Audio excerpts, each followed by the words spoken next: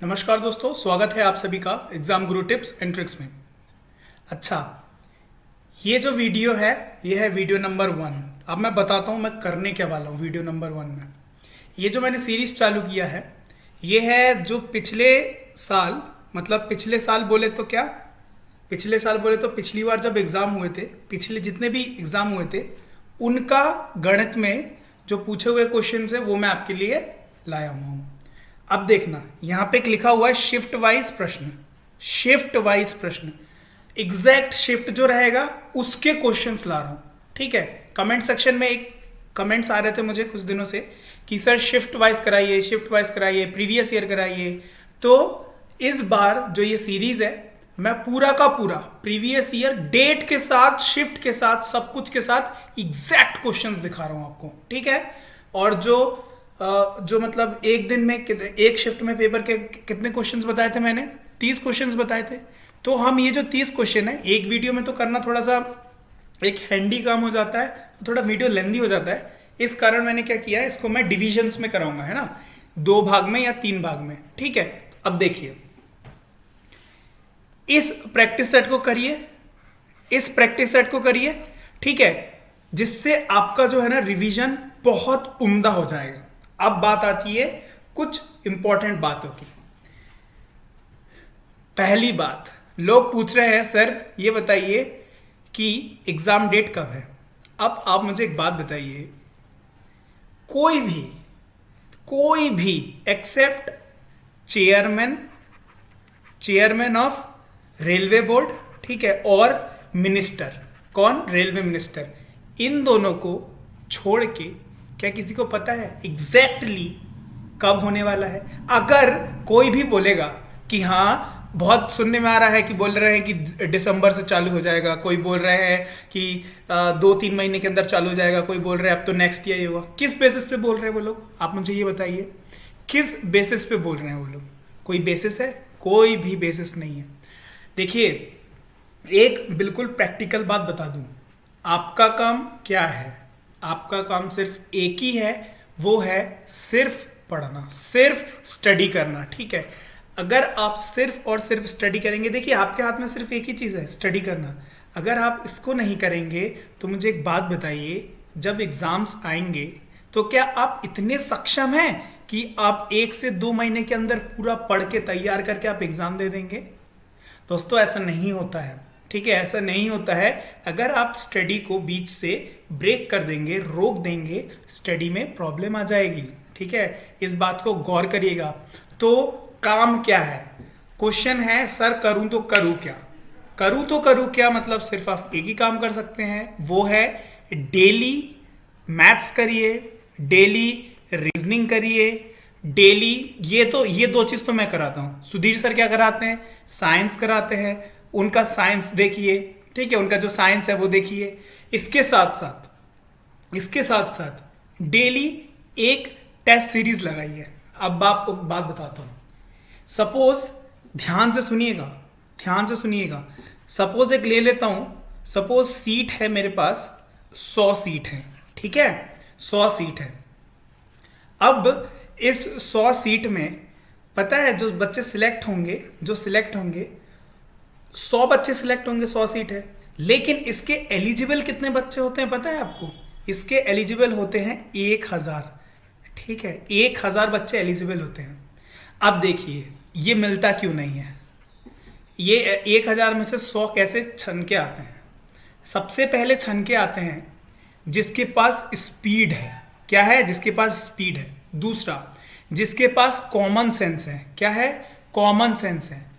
ठीक है, तीसरा, जिसके पास एक्सपीरियंस है। दोस्तों, जिसके पास एक्सपीरियंस है।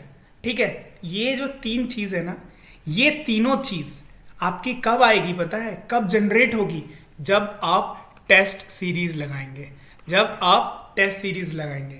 देखिए, टेस्ट सीरीज जब आप लगाते हैं तो क्या होता है मैं आपको बताता हूं।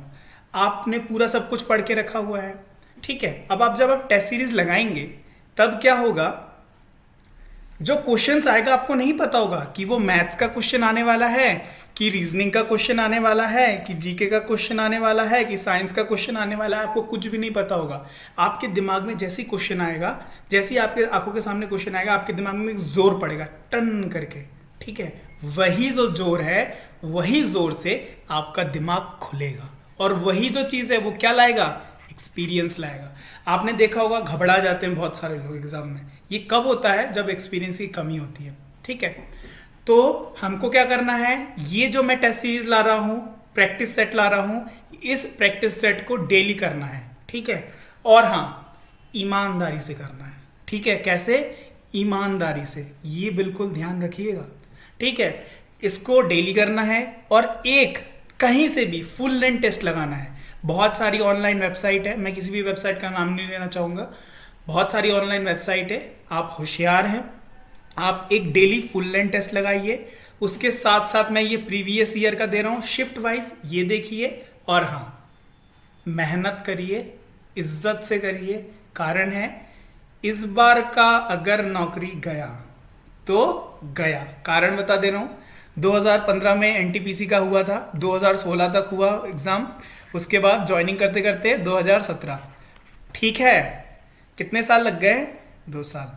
कब निकला था फॉर्म, 2015। अच्छा, अभी एनटीपीसी का फॉर्म कब निकला, 2018। मुझे बताने की ज़रूरत नहीं है मामला क्या होगा, ये देख के आप समझ जाइए, ठीक है। अब बताइए, जब सब कुछ रिक्रूटमेंट होते होते 2000, एक मोटे मोटे तौर पे 2021 तक हो जाएगा, ठीक है, मोटे मोटे तौर पे। उसके बाद बताइए फिर रिक्रूटमेंट कब निकलेगा, रिक्रूटमेंट कब निकलेगा फिर, थोड़ा सा सोच के देखिए तो लॉजिकली। मतलब मैं बोल सकता हूँ 23-24 एज रहेगी तब तक आपकी, नहीं रहेगी ना, बहुत सारे लोगों की नहीं रहेगी, है ना। तो अभी मामला सही है, ले लीजिए, क्योंकि पोस्ट बहुत है। 1 लाख से ऊपर ग्रुप डी में है, 35,000 से ऊपर जो है आपकी किस में है, एनटीपीसी में है। ले लीजिए, ऐसा मौका दोबारा नहीं आएगा, ठीक है। चलिए, आपको आई होप सारी चीज़ समझ में आ गई होंगी। तो दिखाता हूँ, ये जो है शिफ्ट मैं कराने वाला हूँ आरआरबी ग्रुप डी का। आज का जो है आरआरबी ग्रुप डी का 12/10/2018 का जो ग्रुप डी हुआ था, उसका शिफ्ट 2 के क्वेश्चंस मैंने क्या बोला, डिविजन्स में कराऊंगा। जैसे 30 क्वेश्चन रहेंगे, एक ही वीडियो में 30 तो नहीं करा सकता क्योंकि मेरे पास टाइम लिमिट है ना। तो क्या कराऊंगा मैं, इसको डिविजन्स में कराऊंगा, अलग अलग पार्ट में कराऊंगा, ठीक है। वीडियो के साथ बने रहिएगा, और हाँ, कंसिस्टेंसी रखिएगा, पंक्चुअलिटी रखिएगा, ठीक है। ये वर्ड्स बहुत इंपॉर्टेंट है, अमल करिएगा इन शब्दों में। चलिए, तो वीडियो को डेली देखना है। हफ्ते में मैं रेगुलर इसके वीडियोस नहीं लाऊंगा, ठीक है। इसके वीडियो मैं रेगुलर नहीं लाऊंगा। ये जो है 3 दिन अपलोड होगा, वीक के 3 डेज अपलोड होगा, ये वाला जो सीरीज है ना। बाकी अपना मैथ्स वाला तो वो चल रहा है, चलता रहेगा, और जो रीजनिंग वाला चलता रहेगा। ये वाला जो है हफ्ते में 3 दिन आपका अपलोड होगा, ठीक है। और आप इसको रेगुलर देखिएगा, और हाँ, शेयर ज़रूर करिएगा अपने दोस्तों के साथ। जो लोग अभी बहुत मुश्किल में, डिप्रेशन में हैं, वीडियो को ज़रूर शेयर करिएगा, ठीक है। तो चलिए, इसी एनर्जी के साथ वीडियो स्टार्ट करते हैं।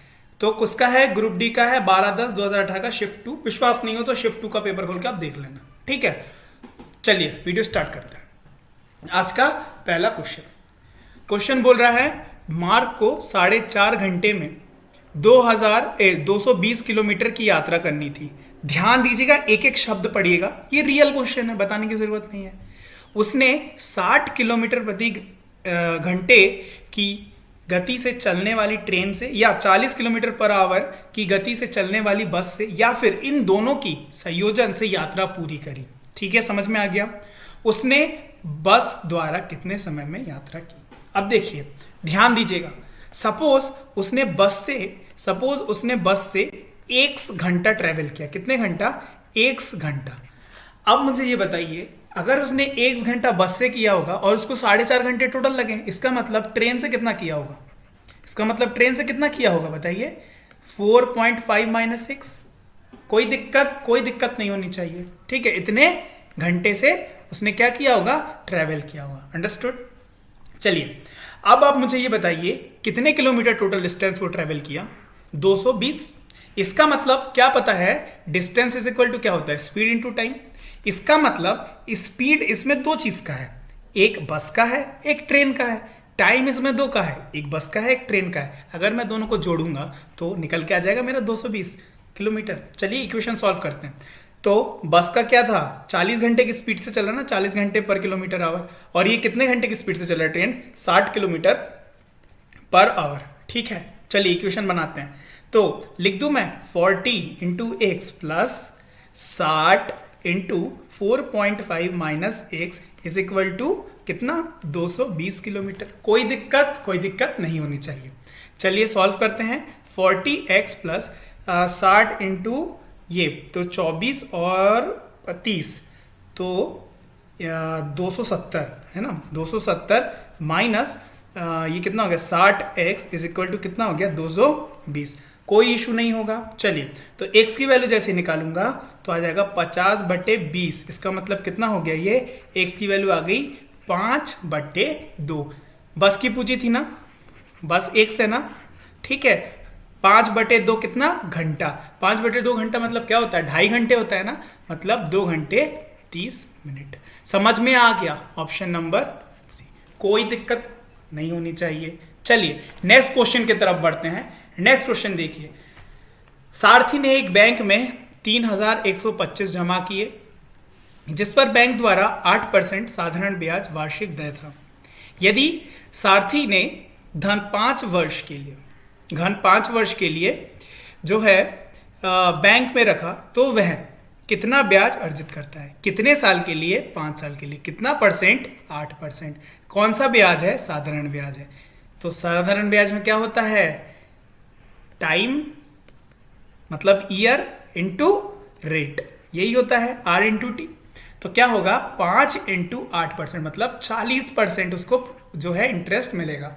40% उसको क्या मिलेगा, ब्याज मिलेगा। किस पे मिलेगा, 31/25 में 40% ब्याज। काटा पीटी किया तो ये कितना आ गया 132.5 इंटू 4 कितना आ गया 1250। ठीक है, ऑप्शन नंबर बी। समझ में आ गया। नेक्स्ट क्वेश्चन की तरफ बढ़ते हैं। देखिए बहुत ही अच्छा क्वेश्चन है, देखिएगा। बोल रहा है बहुभुज के सभी आंतरिक कोण का योग 1260 है। बहुभुज की भुजाओं की संख्या ज्ञात कीजिए। एक फॉर्मूला आपको पता होगा कि n-2 इंटू 180 ये क्या होता है, ये होता है आंतरिक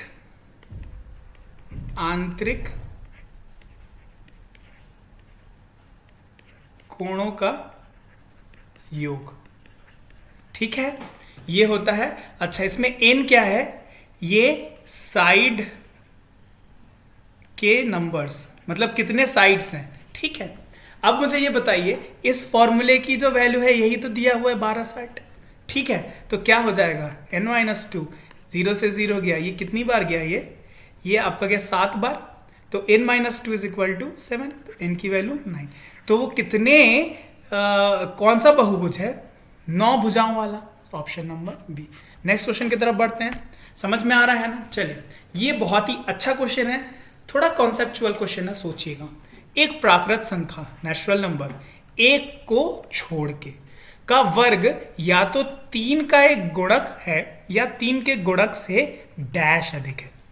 अब सोचिए क्वेश्चन, 1 को छोड़ के प्राकृत संख्या होती है 2, उसका वर्ग क्या होता है, 2 का वर्ग क्या होता है 4। अच्छा 3 का वर्ग तो क्या होगा, 3 का वर्ग 9। ठीक है, 3 का वर्ग 9। 4 का देखते हैं, 4 का वर्ग क्या है 16। अच्छा आप मुझे एक बात बताइए, 3 का गुणक चल लिखते हैं, 3 उसके बाद 6 उसके बाद क्या 9 उसके बाद क्या 12 उसके बाद 15। अब यहां ध्यान दीजिए, 3 से 4 कितना अधिक है, +1। अच्छा 15 से 16 कितना अधिक है, +1। इसका मतलब प्राकृत संख्या का वर्ग या तो 3 का एक गुणक है या तो 3 के गुणक से कितना अधिक होगा, 1। समझ में आ गया, ऑप्शन नंबर डी। अच्छा कॉन्सेप्चुअल क्वेश्चन था। चलिए नेक्स्ट क्वेश्चन की तरफ बढ़ते हैं। नेक्स्ट क्वेश्चन देखिए, 3 संख्याओं का मध्य है 20 मतलब एवरेज है 20। इस आंकड़े वाले समुच्चय का परास मतलब रेंज 12 है। मतलब छोटा और बड़े के बीच में, सबसे छोटा और सबसे बड़े के बीच में जो डिफरेंस है वो है 12। यदि दो सबसे छोटे संख्याओं के बीच का अंतर क्या है, 3 है, तो बोल रहा है 3 प्राकृत संख्याओं में से सबसे बड़ी संख्या क्या है। अच्छा, अगर मैं ले लूं सबसे छोटी जो संख्या है वो है x, तो सबसे कितने संख्या बोले थे, 3 संख्या बोला था, और बोला था दो सबसे छोटी संख्याओं के बीच का अंतर है 3। अगर सबसे छोटी 3 है, सबसे छोटी 1 से, तो इससे जस्ट बड़ी कौन सी वाली होगी, x + 3। कोई दिक्कत नहीं होनी चाहिए। अगर ये सबसे छोटी है और मुझे बोला है कि जो रेंज है, जो परास है वो क्या है, 12 है, इसका मतलब जो सबसे बड़ी नंबर होगी वो क्या होगी, कोई दिक्कत नहीं होनी चाहिए। चलिए, आप क्या बोल रहा है, इनका मध्य 20 है। मध्य मतलब इन सबको जोड़ के डिवाइडेड बाई कितने हैं नंबर, 3। तो करिए, कर दिया, ये हो गया 12 डिवाइडेड बाई 3, और इसी का मध्य क्या दिया हुआ है, 20। ठीक है, चलिए, तो ये क्या हुआ, 1 2 3, तो यहां लिख दे रहा हूं 3x + 15 divided by 3 is equal to what, 20। चलिए, यहां से 3 कॉमन ले लूं तो x + 5 और यहाँ 3 आ गया और इज इक्वल टू 20। 3 से 3 गया तो क्या हो गया, x + 5 इज इक्वल टू 20। क्या पूछा है, सबसे बड़ी संख्या। सबसे पहले सबसे छोटी संख्या थी x, है ना, x की वैल्यू निकाल लेता हूँ, कितना, 15। तो सबसे बड़ी संख्या क्या थी, x + 12, तो 15 + 12 कितना होता है, 27। कोई दिक्कत नहीं होनी चाहिए। नेक्स्ट क्वेश्चन की तरफ बढ़ते हैं। देखिए क्वेश्चन क्या बोल रहा है, ध्यान दीजिएगा।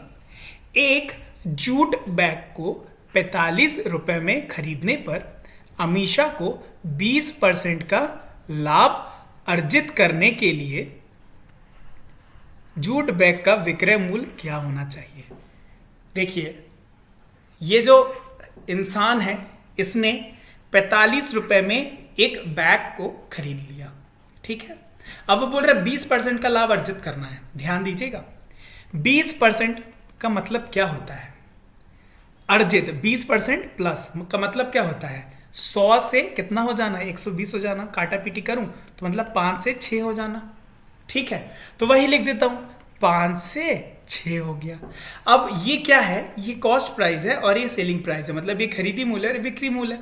तो ये दिया हुआ है कितना, 45, ठीक है। तो ये कितना सा है, 9 से मल्टीप्लाई करूंगा, तो इधर पे भी मैं 9 से मल्टीप्लाई करता हूं तो कितना हो जाएगा, 54। समझ में आया शॉर्ट में तरीका करने का। सो विक्रय मूल्य क्या हो जाएगा, सेलिंग प्राइस क्या हो जाएगी, ऑप्शन नंबर सी। समझ में आया। चलिए नेक्स्ट क्वेश्चन की तरफ बढ़ते हैं। नेक्स्ट क्वेश्चन देखिए, एक कंपनी का जो है परिचालन लागत नीचे दी गई है, ये दी गई उनकी परिचालन लागत। अब देखिए 2016 और 2017 ऋण ब्याज 25% लगता है, वेतन 50% लगता है और कर 25%। 2017 में ऋण ब्याज 25, वेतन 55 और कर 20। अब वो बोल रहा है 2016 के परिचालनों पर व्यय किया गया कुल धन जो है, कुल धन कितना है, 120 लाख। मतलब 2016 में कितना है, 120 लाख, और 2017 में व्यय किए गए कुल धन कितना है, 150 लाख। अब वो बोल रहा है 2016 की तुलना में 2017 में वेतन कितना अधिक था। 2016 की तुलना में 2017 में कितना अधिक था। सबसे पहले मैं देख लेता हूं, अगर 120 लाख है तो वेतन कितना होगा। अगर 120 लाख है तो वेतन 50%, इसका मतलब वेतन कितना होगा, 60 हो जाएगा, 60 लाख। सिमिलरली यहां पे देखता हूं 55% दिया हुआ है वेतन, तो 150 का 55% कितना होता है, 150 का 55% होता है आपका 82.5। कोई शक नहीं होनी चाहिए। सो 82.5। अब बोल रहा है 2016 की तुलना में 2017 का वेतन कितना अधिक हुआ, कितना हुआ, 22.5 लाख। समझ में आया, ऑप्शन नंबर डी। ठीक है, हो गया। चलिए नेक्स्ट क्वेश्चन की तरफ बढ़ते हैं। नेक्स्ट क्वेश्चन क्या बोल रहा है, बहुत ही अच्छा क्वेश्चन है, ध्यान से देखिएगा। क्वेश्चन बोल रहा है मोनिका के पिता की आयु मोनिका के जन्म के समय 38 वर्ष थी। किसके पिता, मोनिका के पिता। जबकि उसकी मां की आयु उस समय 36 वर्ष थी जब उसकी 4 वर्ष छोटी बहन का जन्म हुआ था। अच्छा, मतलब 4 वर्ष जब छोटी बहन का जन्म हुआ कितने वर्ष, 4 वर्ष, तो उसकी माँ कितने की हो गई, 32 वर्ष की हो गई, 36 वर्ष की हो गई। तो उनके माता और पिता के आयु के बीच की अंतर बताइए। अब मुझे एक बात बताइए, ये जो 36 साल है ये कब की उसकी माँ की आयु बताइए, तब जब मोनिका की बहन ने जन्म लिया था। कितने साल बाद, 4 साल बाद। समझ में आया? इसका मतलब ये जो 36 वर्ष है ये 4 वर्ष ज्यादा करके बताया गया किसके कंपैरिजन में, मोनिका के कंपैरिजन में, है ना। मोनिका जब पैदा हुई थी उसके कंपैरिजन में, है ना। तो मोनिका जब पैदा हुई थी उसके पिता कितने वर्ष के थे, 38 वर्ष के थे उसके पिता, फादर, और उसकी मदर 4 साल बाद 36 की हो गई। कितने साल बाद, 4 साल बाद, जब उसकी एक नई बहन पैदा हुई। इसका मतलब ये 4 वर्ष बाद की है, तो 4 वर्ष पहले आ जाऊं, इसका मतलब 4 वर्ष पहले आ जाऊंगा तो कितना, 32 हो जाएगा। ठीक है, आ गए हम दोनों ही प्रेजेंट में, मतलब एक ही कंडीशन में हम लोग आ गए, मतलब मोनिका के जन्म के समय आ गए। तो उसके माता पिता की आयु का क्या हो जाएगा, 6 साल का वर्ष। 6 वर्ष का क्या है उनके बीच में डिफरेंस है, उनके बीच का अंतर 6 वर्ष। समझ में आया? चलिए नेक्स्ट क्वेश्चन की तरफ बढ़ते हैं। नेक्स्ट क्वेश्चन क्या बोल रहा है, बहुत ही अच्छा क्वेश्चन है, ध्यान से देखिएगा। क्वेश्चन क्या बोल रहा है, ध्यान से देखिएगा। पाइप ए एवं बी एक साथ काम करते हैं तो एक खाली टैंक को 24 घंटे में भर सकते हैं। बहुत बढ़िया। यदि 8 घंटे साथ कार्य करने के बाद बी को बंद कर दिया जाता है लेकिन ए खुला रहता है तो इस टैंक को भरने में कुल 28 घंटे लगते हैं। ए अकेला टैंक को कितने घंटे में भर देगा? चलिए, ए और बी 24 घंटे में भर सकते थे। चलिए 24 एलसीएम ले लिया, ठीक है। इसका मतलब इसकी एफिशिएंसी आ गई एक घंटे में एक हिस्सा भर सकते हैं, ठीक है, कोई दिक्कत नहीं होनी चाहिए। उन्होंने 8 घंटे एक साथ काम किया, मतलब 8 घंटे एक साथ काम किया, मतलब 8 काम तो उसने कर दिया। 8 कम कर दिया, 24 काम करने थे, तो बचे अभी कितने हैं, 24 माइनस 8, मतलब अभी 16 काम बचे हुए हैं, 16 यूनिट काम बचे हुए हैं। अच्छा, आगे बढ़ते हैं। ठीक है, 8 काम करने के बाद बी जो है, बी काम बंद कर देता है, बी ने टाटा बोल दिया। ठीक, अब काम किसको करना है? ऑब्वियसली ए को करना है, लेकिन ए खुला रहता है, तो इस टैंक को भरने में कुल 28 घंटे लगते हैं। अच्छा ये बताइए, जो 28 घंटे लिखा हुआ है, ये 28 घंटे क्या दिया हुआ है, कुल। इसका मतलब पहले तो 8 घंटे हो चुका है काम, इसका मतलब 20 घंटे ए और काम करेगा। कितने घंटे काम करेगा बी? और 20 घंटे और काम करेगा। समझ में आ रहा है कि नहीं आ रहा है? अब मुझे ये बताइए, 20 घंटे और काम करना है, इसका मतलब इतना काम बचा हुआ है, 16 काम बचा हुआ है, और 20 जो है 20 घंटे और काम करेगा। ठीक है, अब ये जो है इसको मैं क्या करता हूँ, सिंप्लीफाई करता हूँ 4/5। अब मुझे ये बताइए, ये 4/5 है क्या? ये 4/5 तो एफिशिएंसी निकल गई है ना, ये तो एफिशिएंसी निकल गई है ना। इतना नहीं, एफिशिएंसी नहीं, इतना और कर सकता है। अच्छा, लेकिन काम टोटल कितना था? 24 घंटे वाला था, 24 घंटे वाला था ना, मतलब 24 यूनिट वाला काम था। इसका मतलब अब अगर ए का काम निकालना है तो मैं क्या करूंगा, 24 डिवाइडेड बाई 4/5 करूंगा। यही तो करूंगा ना। तो 24/4, 5 ऊपर पहुंच गया, ये गया 6, तो 5 × 6 कितना हो गया, 30 घंटे। समझ में आया? Option number D. समझ में आया? चलिए नेक्स्ट क्वेश्चन की तरफ बढ़ते हैं। नेक्स्ट क्वेश्चन देखिए, आज का ये जो है आखिरी क्वेश्चन है, ध्यान दीजिएगा, इसके बाद आपके लिए होमवर्क भी होगा। ठीक है, बोल रहा है एक मिश्र धातु जर्मन सिल्वर के तांबे और जस्ते का अनुपात क्या है, 21/16 है। तो जर्मन सिल्वर इससे लिख देता हूं, और जर्मन सिल्वर नहीं, एक सेकेंड, ये जो है हाँ देखिए, जब तांबे और जस्ता, तांबे को टी से लिख देता हूँ, तांबा और जस्ता जे लिख देता हूँ। ठीक है, तांबे और जस्ते का अनुपात क्या दिया हुआ है, 21/16। अब फिर बोल रहा है जबकि निकल और जस्ते का अनुपात, अब यहां ध्यान से देखिएगा, निकल और जस्ता बाद में दिया हुआ है, तो क्या है वो 7/24 बाद में दिया, लेकिन मैं यहां पहले लिख देता हूं क्योंकि मैंने पोर्शन को अच्छे से पढ़ लिया है ना। तो यहां निकल का कितना दिया हुआ है, 7, कोई दिक्कत नहीं होनी चाहिए। जस्ता और जस्ता यहां और यहां तो सेम होना चाहिए, लेकिन यहाँ क्या सेम है? नहीं है। इसका मतलब मैं सेम कर देता हूँ। इसको अगर मैं मल्टीप्लाई बाय 3 करूँ और इसको अगर मैं मल्टीप्लाई बाय 2 करूँ, यहाँ देखिए 16 3 ज़ा 48 और 24 इंटू 2 48।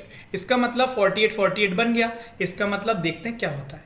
तो 21 इंटू 3 कितना होगा? 63 और ये हो गया 48 और यहाँ कितना हो गया? 14। क्या ये किसी ऑप्शन में 63:48:14? देखिए ऑप्शन नंबर बी को ध्यान से, जी हाँ बिल्कुल बी ऑप्शन है। समझ में आ गया? आज का होमवर्क का क्वेश्चन देख लीजिए। ठीक है, ये जो क्वेश्चन है सिंपल सा है, सिंप्लीफाई करना और अपना आंसर लगाना है बोर्ड मास का यूज करके। ठीक है, तो आई होप आपको वीडियो पसंद आया होगा। तो वीडियो अगर पसंद आया तो लाइक जरूर करिएगा, शेयर जरूर करिएगा और हाँ रेगुलर वीडियोस देखिएगा। क्यों? कारण मैंने आपको बता दिया है। ठीक है, तो चलिए फिर मिलते हैं आपसे नेक्स्ट वीडियो में। तब तक के लिए bye bye and have a nice day.